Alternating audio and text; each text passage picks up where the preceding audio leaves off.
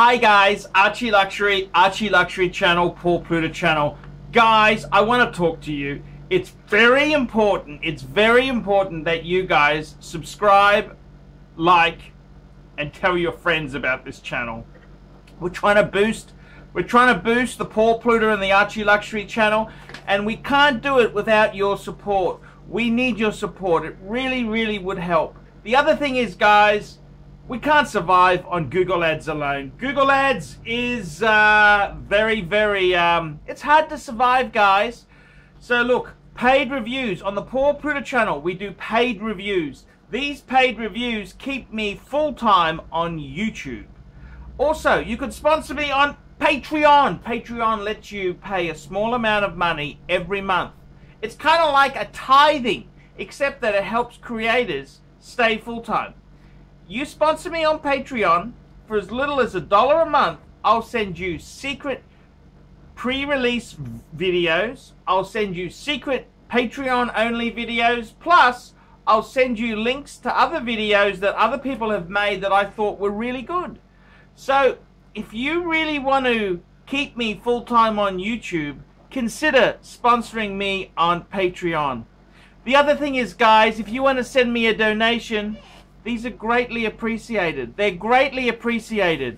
I earn a couple of bucks per 1,000 views, which is hardly anything, considering I'm in a niche topic. Guys, if you really get benefit out of this channel, consider sending a few bucks. It's something that keeps creators like me full-time on YouTube. Now, guys, let's get on with the show! Showtime! Hi guys, Paul Pluta on the Paul Pluta channel, and today I'm doing a paid watch review for Winston. Hi Archie, I'm a big fan of the channel and appreciate your candid opinions on luxury watches. I've seen hundreds of your videos over the past couple of years and recently started sponsoring you on Patreon to show my ongoing support. Thank you so much. My current collection is one that you will most likely disapprove of, but each watch personally speaks to me. This includes Zenith Moonphase El Primo with triple date and chronograph, Cartier Tank Francais, Tag Heuer Monaco. So, I'm ready to step up to the big league and buy a Rolex. I'm not a fan of most Rolex models, however, I absolutely love the look of the solid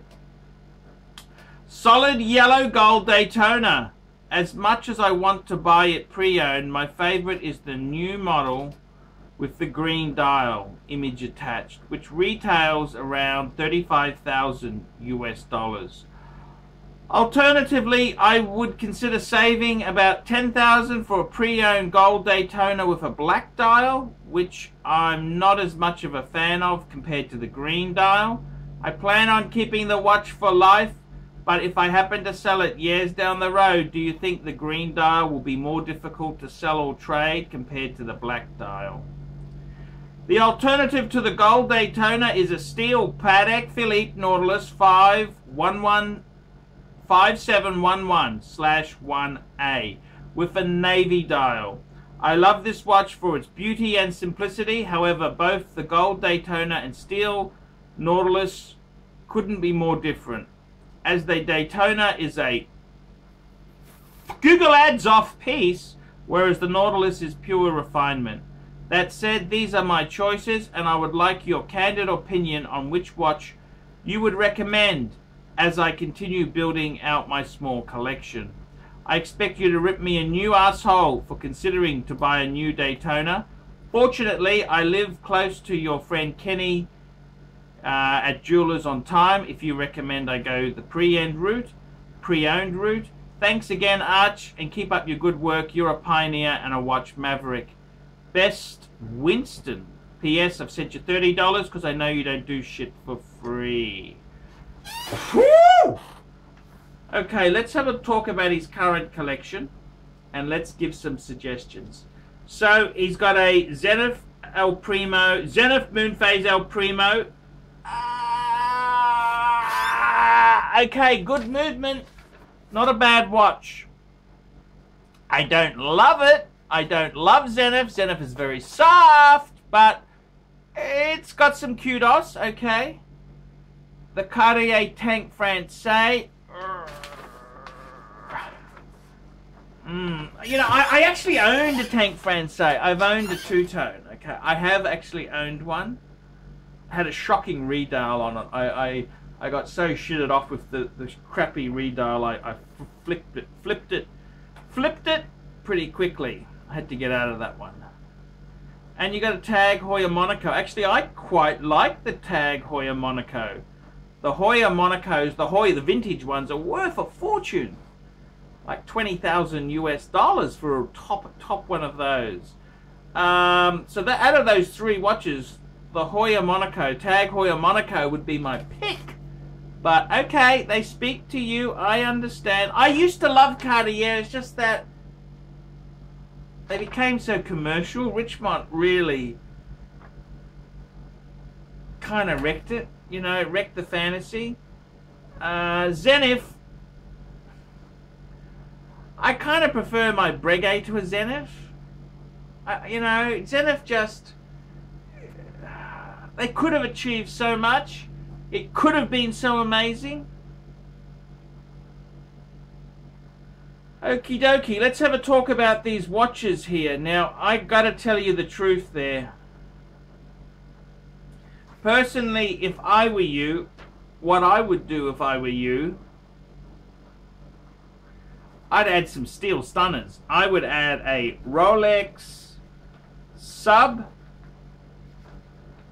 slash or a Rolex diver, because we could go for a pre-ceramic Sea Dweller. We could go for a pre-ceramic sub, no date or date, or ceramic sub, date or no date. And I would add a Rolex GMT function watch, whether it's an Explorer 2 or a GMT. And I would also add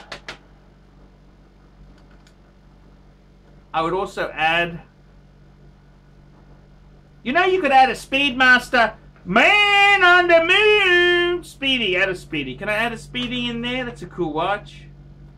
So I gotta tell you, $35,000 US. Ooh.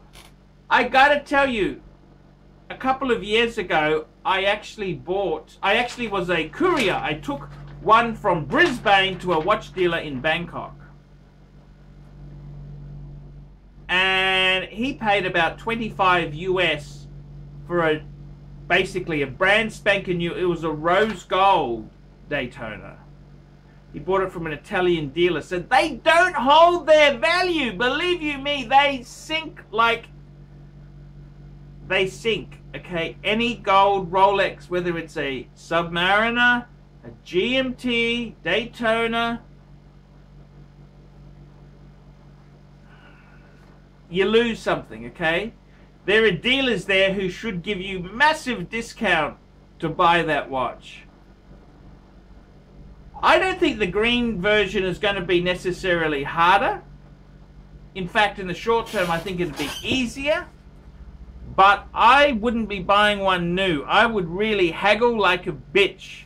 Because you've got to understand this. With Rolex, they force their dealers to buy some gold pieces. See, what happens is when you're a Rolex dealer, you just put an order in. They give you, it's like a mixed bag of sweets. For every couple of steel sports watches, you've got to take some gold ones and some two-tone. So you can sure as hell bet there are dealers in America who would love you to death to buy the gold Daytona. So I would be haggling like a bitch.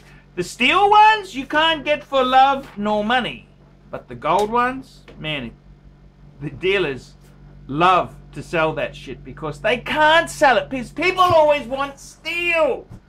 And if they don't want steel, they normally want two-tone, but the solid gold. My God. Now, that's not to say it's a crappy watch and it's not really worth the money. They're amazing. They really are top shelf. But I'd get in touch with Kenny Nguyen, Jewelers in Time, and say, hey, I want to buy one of these. What do you reckon you can get? If you're really serious, I'd be ringing I'd go into the dealers and say, hey guys, I'm really serious. I got the cash. What's a good discount? And I'd be looking at 25 to 30% off. Okay, that's what I would be looking at, because I know there's dealers in Europe who can't. They sell these things at cost just to get their money back, because that's how hard it is to shift gold Rolex sports models. It's very tough. Now, that's not to say they're not a bad investment. I had the gold sub. I love that watch. That was a great watch. They're not easy to sell because it's so much money. It's so much money, and it is a bit delicate. It is a bit delicate. But do your homework, because that watch is hard to sell. Nobody, you know, it's just because of the economies of scale. Now, the other thing is the alternative to the gold Daytona is the steel Nautilus 5711. Now, they're impossible to get. They are absolutely impossible to get. The dealer won't sell it to you. If you want to buy an amazing Patek, I reckon the best Patek to buy at the moment is a 5130. 5130. That's a world time. I've got the 5110. I reckon the 5130 is that's actually fallen. They're not in favor at the moment. I'd be jumping on that, because that would be cheaper than a bloody Nautilus, and it's precious metal, and it's a world time, and the world time in the Patek hierarchy is higher than an annual calendar. That's where I'd be going. I reckon that is the smart money.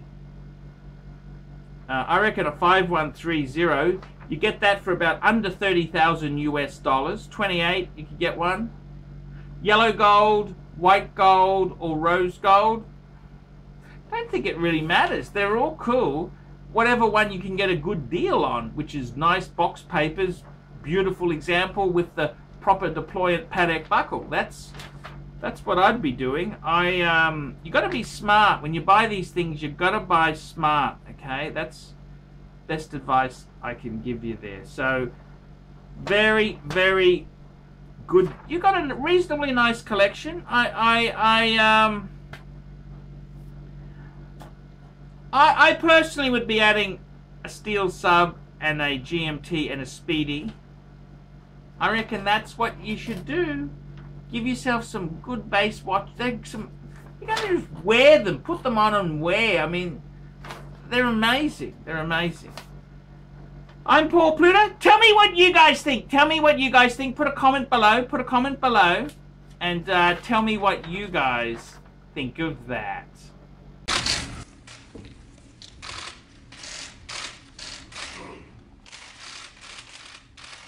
Okay.